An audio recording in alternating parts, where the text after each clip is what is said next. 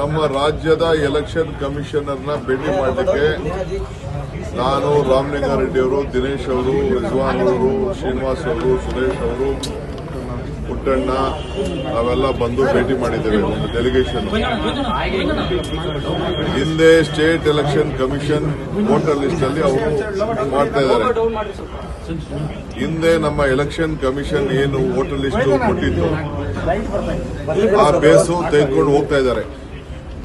ಅಲ್ಲೇನಾಗಿದೆ, ಒಂದೇ ಮನೆಯಲ್ಲಿ ಎರಡೆರಡು ವೋಟ್ನ ಬೇರೆ ಕಡೆ ಬೂತ್ಗೆ ಹಾಕಿದ್ದಾರೆ, ಒಂದು ವೋಟ್ನ ಬೇರೆ ಬೂತ್ಗೆ ಹಾಕಿದ್ದಾರೆ. ಈ ರೀತಿಯೆಲ್ಲ ಆಗಿದೆ. ಸೊ ಮ್ಯಾಪಿಂಗ್ ಸರಿಯಾಗಿ ಆಗ್ತಾ ಇಲ್ಲ. ಸೊ ಅದಕ್ಕೆ ನಮ್ಮ BLAಗೆ ಯಾವುದೇ ಪೊಲಿಟಿಕಲ್ ಪಾರ್ಟಿ ಇರಲಿ, BLAಗಳನ್ನ ಕಂಪಲ್ಸರಿ ಕರ್ಕೊಂಡು ಅವರು ಹೋಗಬೇಕು. ಸ್ಟ್ರೀಟು ಮ್ಯಾಪಿಂಗ್ ಆಗಬೇಕು, ಮನೆನೂ ಮ್ಯಾಪಿಂಗ್ ಆಗಬೇಕು, ವೋಟು ಮ್ಯಾಪಿಂಗ್ ಆಗಬೇಕು.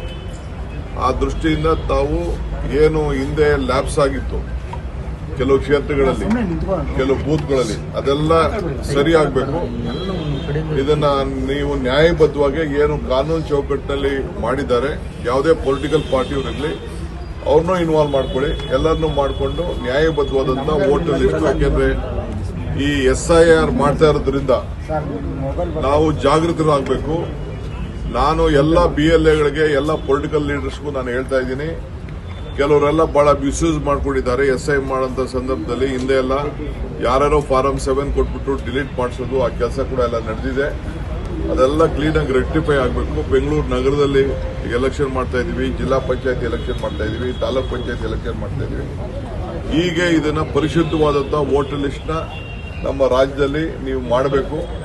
ನಾಳೆ ಬೆಳಗ್ಗೆ ಡಿಸ್ಕ್ರಿಪೆನ್ಸಿ ಆಯಿತು ಅಂತಂದ್ರೆ ನಿಮಗೂ ಕೆಟ್ಟ ಹೆಸರು, ಸರ್ಕಾರಕ್ಕೂ ಕೆಟ್ಟ ಹೆಸರು, ಎಲೆಕ್ಷನ್ ಕಮಿಷನ್ಗೂ ಕೆಟ್ಟ ಹೆಸರು ಅಂತೇಳಿ ನಾವು ಮುನ್ನೆಚ್ಚರಿಕೆಯಾಗಿ ಬಂದು ಅವ್ರಿಗೆ ನಮ್ದೇನು ಒಂದು ಕೆಲವು ಅನೇಕ ಲೋಪದೋಷಗಳು ನಾವು ಕಂಡಿದ್ದು, ಆ ಲೋಪದೋಷಗಳನ್ನೆಲ್ಲ ಕೂಡ ನಾವು ಅವ್ರಿಗೆ ತಿಳಿಸಿದ್ದೇವೆ. ಆಮೇಲೆ ಒಂದಷ್ಟು ಜನ BLAಗಳು ಯಾರು ಇದನ್ನ ಈ ರೀತಿ ಮಾಡಿದ್ದಾರೆ, ಒಂದೇ ಮನೆ ಎರಡೆರಡು ಓಟ್ನ ಭಾಗ ಮಾಡಿದ್ದಾರೆ, ಆ ಕೆಲವರು ಮೈನಾರಿಟೀಸ್ ಓಟ್ನ ತೆಗೆದಿದ್ದಾರೆ. ಸೊ ಇಂಥ ಓಟ್ನ ಕೆಲವು ಬ್ಯಾಕ್ವರ್ಡ್ ಕ್ಲಾಸ್ ಓಟ್ನ ತೆಗೆದಿದ್ದಾರೆ, ಕೆಲವು ಮನೆ ಆಗದೆ ಹೋದವ್ರನ್ನ ಓಟ್ನ ಶಿಫ್ಟ್ ಮಾಡಿದ್ದಾರೆ. ಆಮೇಲೆ ಒಂದೇ ಬೂತ್ ಅಲ್ಲೇನೆ ಮೂರ್ ಸತಿ ವೋಟ್ ಬಂದಿದೆ.